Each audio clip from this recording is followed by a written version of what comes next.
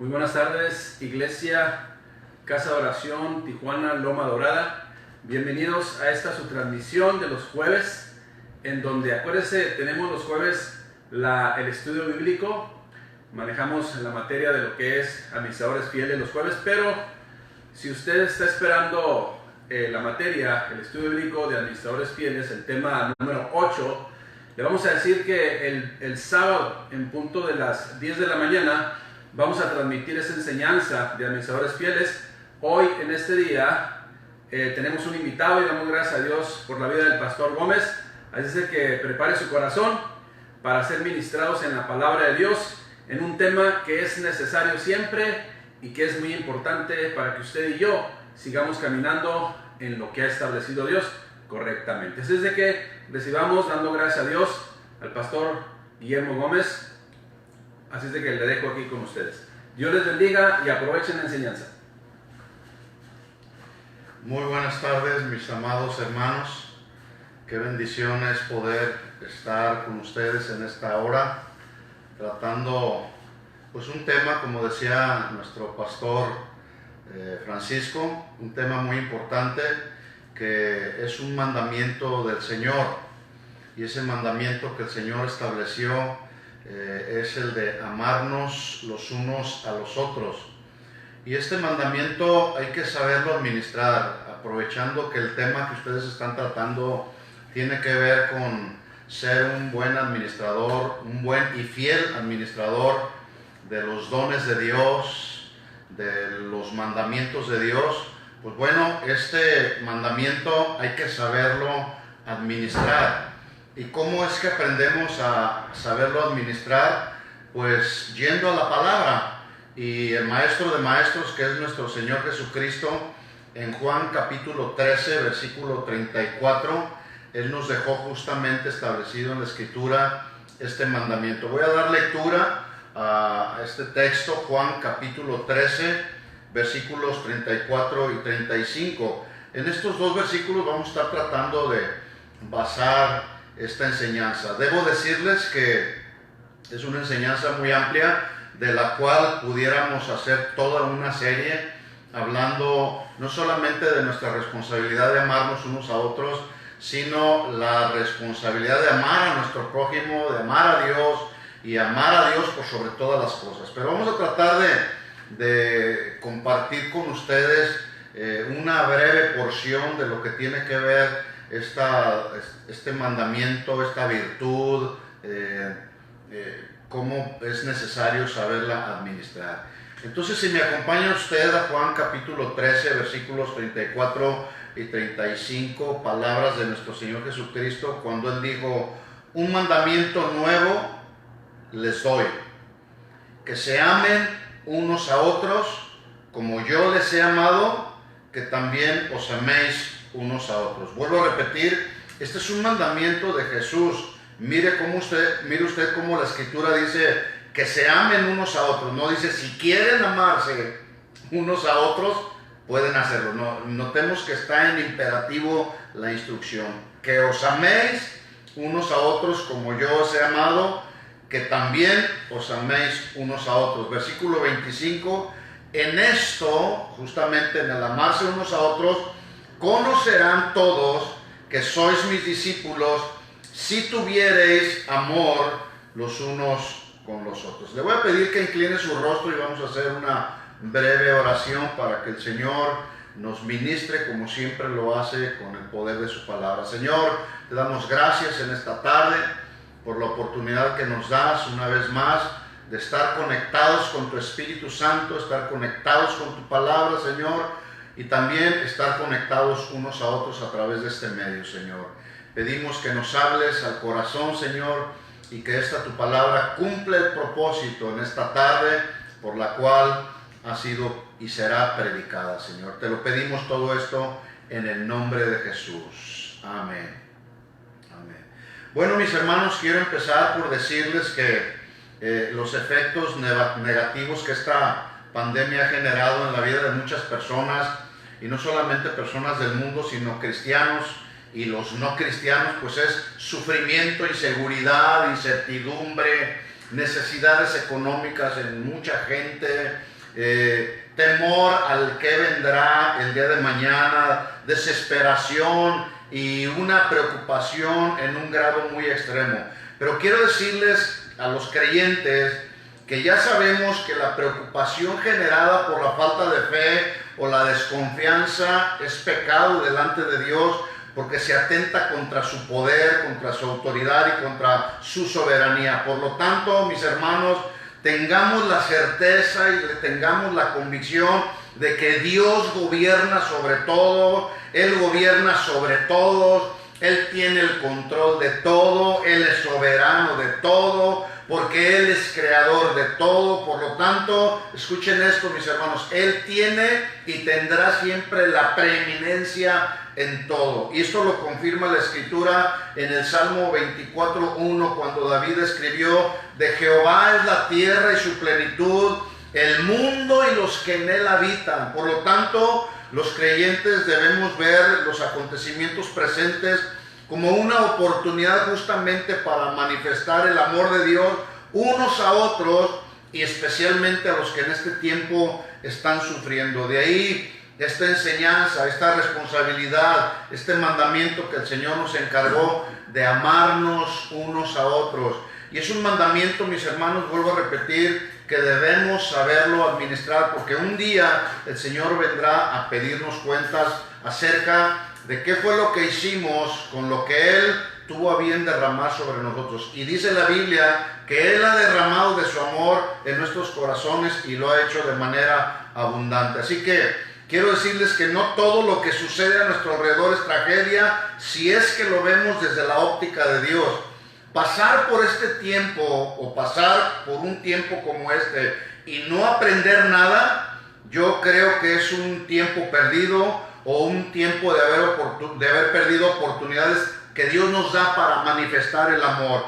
Pero pasar por este tiempo y conocer los propósitos de Dios y caminar en ellos, pues eso nos da paz, nos da confianza, nos da seguridad en el corazón. Así que, sin lugar a dudas, Dios ha permitido que todos podamos estar confinados o encerrados en nuestros hogares con varios propósitos. Voy a mencionar algunos de ellos para que tengamos usted y yo oportunidad de continuar reflexionando, que sin duda yo creo que usted ha estado reflexionando en los propósitos por los cuales Dios permitió que nos encerráramos. Por ejemplo, Él permitió que estuviéramos en este encierro para que meditemos en nuestros caminos y podamos ver que detrás de todo está Dios guardando a su pueblo y guardando a sus hijos. Si usted y yo nos mantenemos bajo la cobertura de Dios, pues ahí estaremos seguros.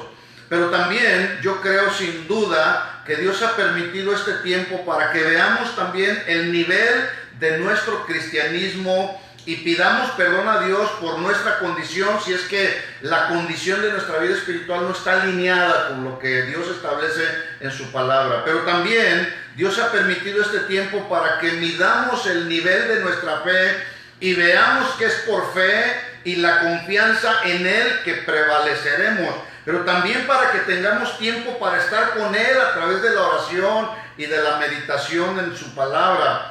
Quizás antes de todo esto, el argumento que muchos pudieran haber tenido es que no tengo tiempo para Dios, pero hoy justamente lo que sobra es tiempo. Bueno, ese tiempo necesitamos saber administrarlo y saber administrarlo bien. Pero también creo que Dios nos ha encerrado y ha permitido este tiempo para que usted y yo nos sensibilicemos y nos valoremos como miembros del cuerpo de Cristo, nos valoremos como hermanos de una congregación local y podamos reconocer que nos necesitamos unos a otros.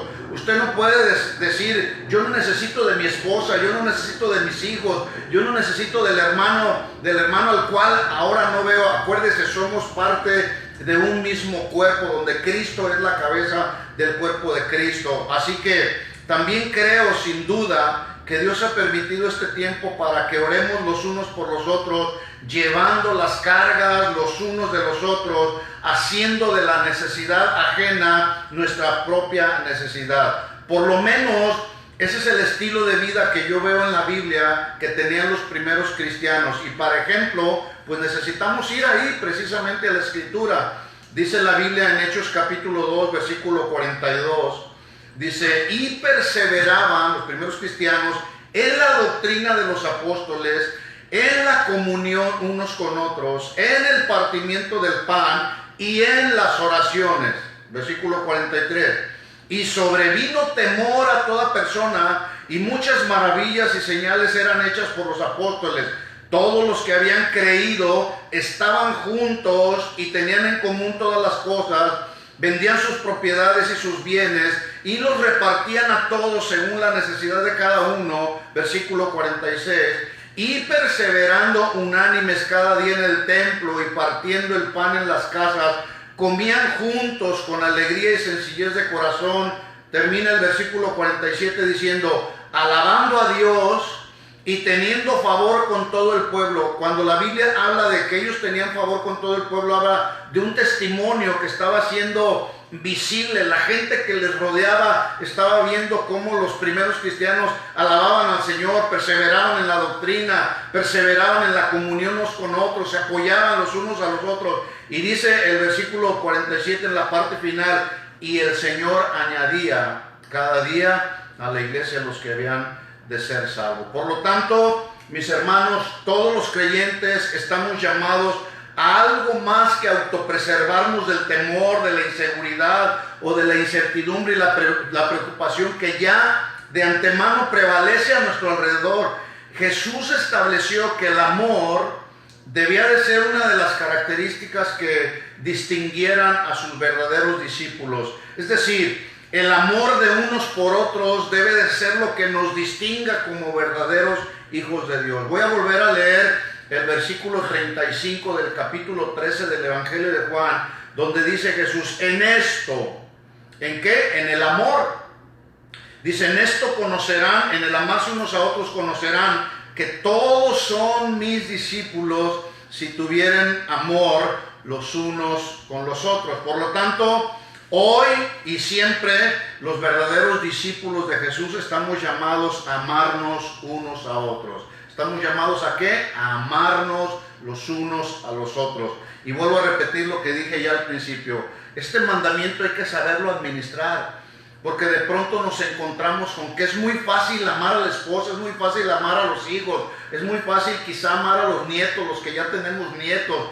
Pero también debemos amar a nuestro prójimo, a toda la gente que nos rodea, incluso aquellos hermanos que son a veces difíciles de amar. Bueno, el mandamiento dice que debemos amarnos los unos a los otros. Y ya lo dije, Jesús lo dice, lo habla en imperativo, no como una opción. Así que yo quiero hacer un llamado a todos los verdaderos discípulos de Jesús, llámese pastores, predicadores, maestros, ministros de alabanza o cualquier otro hermano que tenga alguna otra responsabilidad ministerial en el cuerpo de Cristo que es la iglesia, que este tiempo nos sirva para desechar todo aquello que ha sido raíz de muchos males dentro de la iglesia, que todos conocemos o por todos es conocido. Que este tiempo, mis hermanos, nos ayude a dejar de lado aquellas cosas que nos estorban para seguir avanzando en la vida cristiana y que, vuelvo a repetir, son cosas que luego el enemigo aprovecha para traer problemas entre los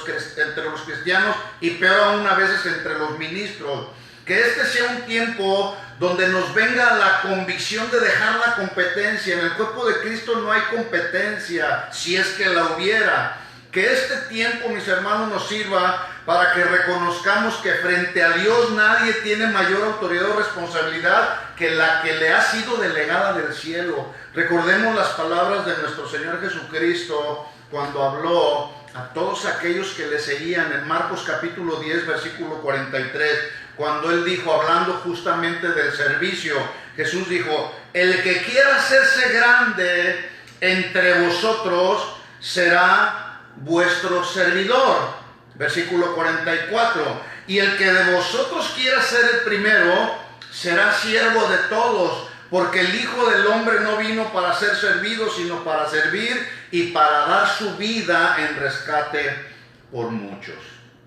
Mis hermanos, es importante que recordemos que la esencia del Dios que nos salvó, parte de su esencia, de lo que Dios es, de lo que nos muestra sus atributos, pues justamente es amor. Por amor, Dios por amor envió a su Hijo, y su Hijo por amor estuvo dispuesto a morir en una cruz por nosotros. ¿Por qué nosotros no tenemos esa sensibilidad para poder amarnos unos a otros? En otras palabras, la naturaleza de Dios es amor. Dios no necesita buscar amor. No necesita buscar de alguna manera tener amor. Él mismo es el amor. Dios, dice la Biblia, Dios es amor. Por lo tanto, la esencia y lo que movió a Dios a llevar a cabo su plan perfecto de redención no fue otra cosa más que su amor por toda la humanidad. Y manifestó su amor, ya lo dije, enviando a su Hijo al mundo a morir en una cruz, y Jesús estuvo dispuesto a morir en esa cruz, tomando nuestro lugar, el lugar de pecadores que nosotros teníamos. Jesús lo tomó.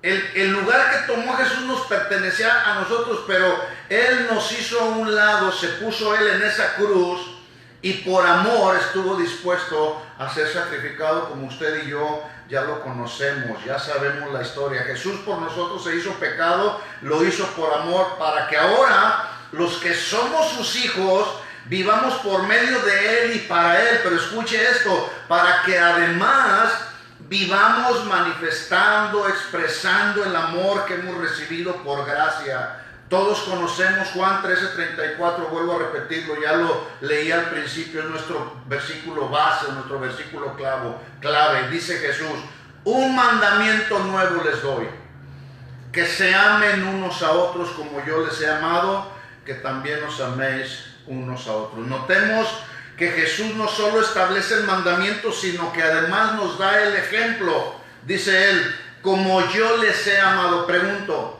¿Jesús te ha amado?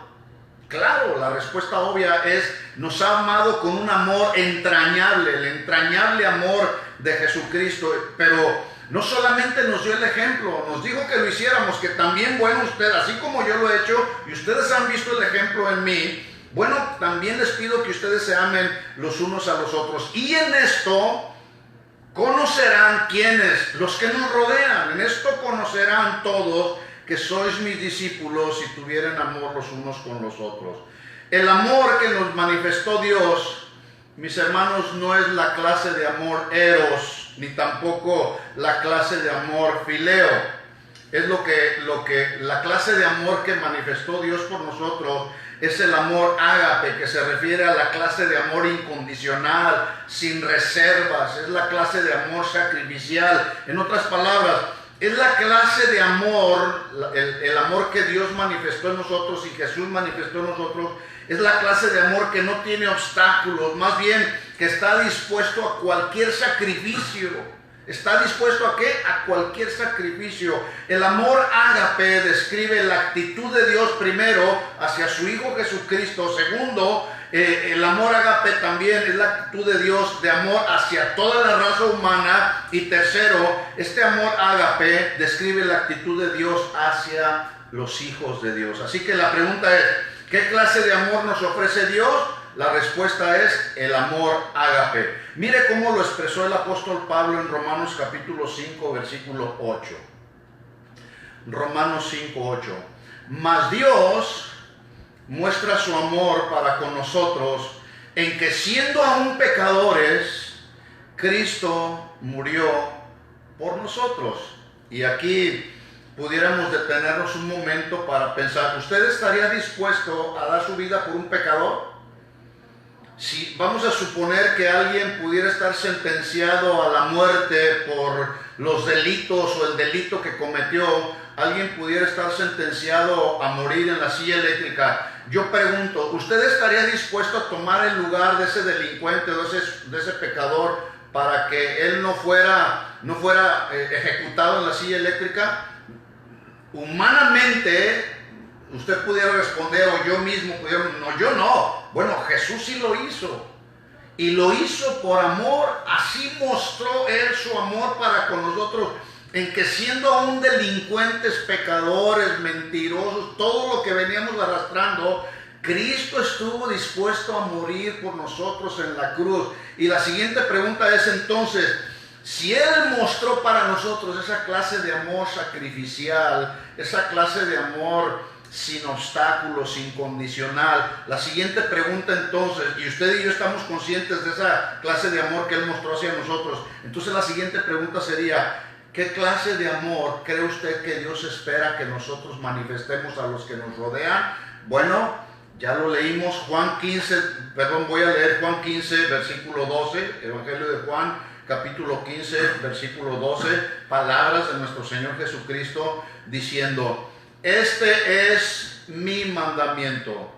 Ya lo dijo en el capítulo 13, versículo 34, un mandamiento les doy, que se amen unos a otros. Ahora vuelve a insistir nuestro Señor Jesucristo en el capítulo 15, versículo 12, dice, este es mi mandamiento, que se amen unos a otros. Vuelvo a repetir, la expresión de Jesús está en imperativo, no es opcional.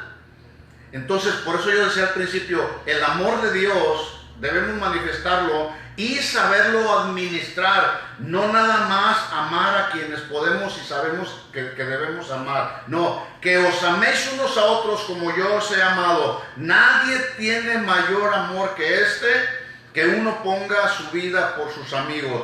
Esto les mando, que se amen unos a otros. ¿Cuántos saben que los mandamientos de Dios no se discuten? Los mandamientos de Dios no se discuten, los mandamientos de Dios se cumplen tal y como Él lo establece. Así que Pablo también exhorta a los hermanos, a los creyentes de la iglesia en Roma, a cumplir con uno de los deberes del cristiano.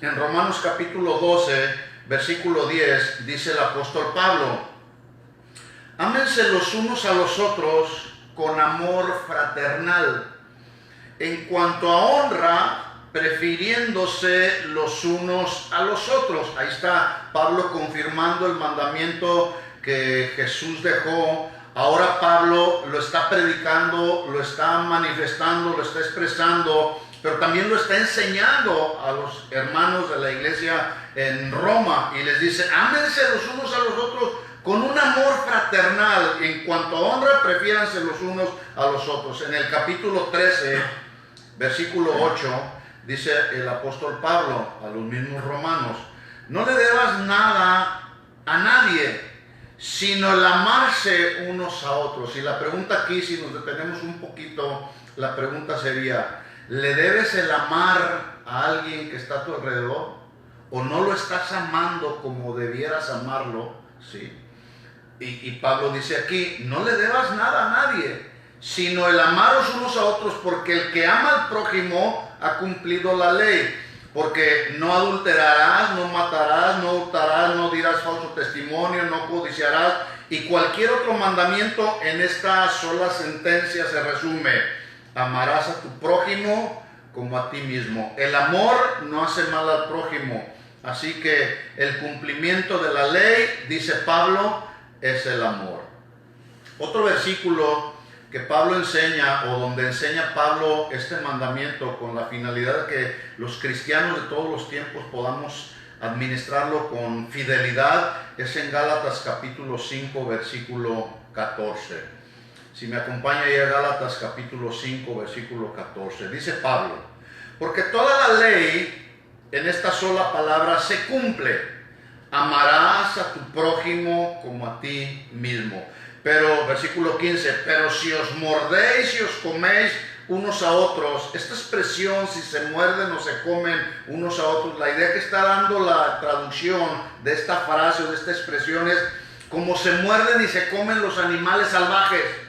Y Pablo está tratando de hacer esta analogía para que reaccionaran los cristianos de la iglesia en Galacia. Y dice, pero si se muerden y se comen unos a otros, miren también que no se consuman unos a otros. Alguien dijo que hoy los cristianos, en lugar de cuidarse los unos a los otros, se están cuidando los unos de los otros. Mis hermanos, esto tiene que cambiar. Esto se tiene que acabar si es que lo hubiera en el corazón de alguno. ¿Por qué? Porque el Señor nos manda amarnos unos a otros. Después de ver todo lo que está sucediendo entonces en el mundo, los hijos de Dios no podemos ni debemos ser los mismos. Así que el llamado, mis hermanos, para ser buenos administradores, y no solamente buenos administradores, sino fieles administradores, el llamado es amarnos los unos a los otros como Jesús nos ha amado. Otro versículo para continuar reforzando el mandamiento del Señor. Primera de Juan, capítulo 4, versículo 7. Primera de Juan 4, 7. Dice Juan: amados. Cuando usted va al original de esta palabra, amados, esta palabra yo creo que los que escribieron cada uno de los evangelios o las cartas, no la estaban usando solamente por usarla. Por ejemplo, yo puedo entender que esta palabra amado tiene que ver con el afecto, con el cariño que se puede tener hacia una persona muy cercana. Por ejemplo, yo tengo un aprecio y un afecto muy especial por mi esposa, y yo inclusive en mi teléfono celular yo la tengo como mi amada Rita, porque en esa frase yo le estoy expresando a ella mi afecto y mi cariño, el cariño que tengo por ella. Cuando Juan escribe aquí y empieza este versículo 7 diciéndoles amados, está mostrando a través de esta sola palabra el afecto, el cariño tan profundo que sentía por los hermanos a quienes les estaba escribiendo. Y les dice Juan en el versículo 7, amados, amémonos unos a otros, porque el amor es de Dios. Todo aquel que ama es nacido de Dios y conoce a Dios. Versículo 8, mira el contraste que hace entonces Juan. El que no ama no ha conocido a Dios, porque Dios es amor. En esto se mostró el amor de Dios para con nosotros, en que Dios envió a su Hijo unigénito al mundo para que vivamos por Él. En esto consiste el amor, no en que nosotros hayamos amado a Dios, sino que Él nos amó a nosotros y envió a su Hijo en propiciación por nuestros pecados. Versículo 11, vuelve a repetir la misma expresión o la misma palabra, amados. Si Dios nos ha amado así, debemos también nosotros amarnos unos a otros. Nadie ha visto jamás a Dios. Si nos amamos unos a otros, Dios permanece en nosotros y su amor se ha perfeccionado en nosotros. Así que, mis hermanos, el amor y la fe se demuestran con hechos. De otra manera, es un amor o una fe muerta. El mismo Juan, el apóstol, en su primera carta, pero ahora en el capítulo 3, versículo 18, él expresó: hijitos míos, no amemos de palabra ni de lengua, sino de hecho y en verdad. Es decir, si tú dices que el amor de Dios ha sido derramado en tu corazón, en tu vida, qué bueno, ahora hay que manifestarlo, ahora hay que demostrarlo. En Santiago capítulo 2, versículo 14, porque yo dije hace un momento que el amor y la fe se demuestran con hechos, o de otra manera es un amor y una fe muerta. El apóstol Santiago en el capítulo 2, versículo 14, él escribió: hermanos míos, ¿de qué aprovechará o de qué le servirá o qué beneficio o qué utilidad tendrá si alguno dice que tiene fe y no tiene obras? ¿Podrá la fe salvarle? Si un hermano o una hermana están desnudos y tienen necesidad del mantenimiento de cada día, y alguno de ustedes le dice: ve en paz, caliéntate y sáciate, pero no le dais de las cosas que son necesarias para el cuerpo, ¿de qué le aprovecha? Porque si lo aplicamos aquí, tú puedes decir: yo amo al pastor, yo amo a mi esposa, yo amo a mis hijos, yo amo a mi hermano de la congregación, yo amo a mi vecino, amo a mi jefe de trabajo, etc. Pero si no lo demuestras, ¿de qué te aprovecha? Versículo 17, estoy en Santiago 2, 17. Así también la fe, si no tiene obras, es muerta en sí misma. Pero alguno dirá: tú tienes fe, yo tengo obras, muéstrame tu fe sin tus obras y yo te mostraré mi fe por mis obras. ¿Tú crees que Dios es uno? Bien haces. También los demonios creen y tiemblan. Mas quieres saber, hombre vano, que la fe sin obras es muerta. Cuando Santiago escribió esta carta, mis hermanos, fue dirigida a los creyentes judíos de la iglesia en Jerusalén, y la condición que prevalecía en aquel tiempo es que los hermanos de la iglesia en Jerusalén estaban en un tremendo sufrimiento debido a la persecución que estaban ellos experimentando. Bueno, es en medio de ese panorama oscuro donde Santiago les llama a no perderse, sino perseverar en la fe, a manifestar la fe motivada por el profundo amor a Dios entre unos y otros. A eso mismo Dios nos ha llamado hoy, a manifestar la fe por un lado, pero el amor los unos por los otros por el otro lado. Dice entonces versículo 14, vuelvo a repetir, 2:14, hermanos míos, ¿de qué aprovecha si alguno dice que tiene fe y no tiene obras? ¿Podrá la fe salvarle?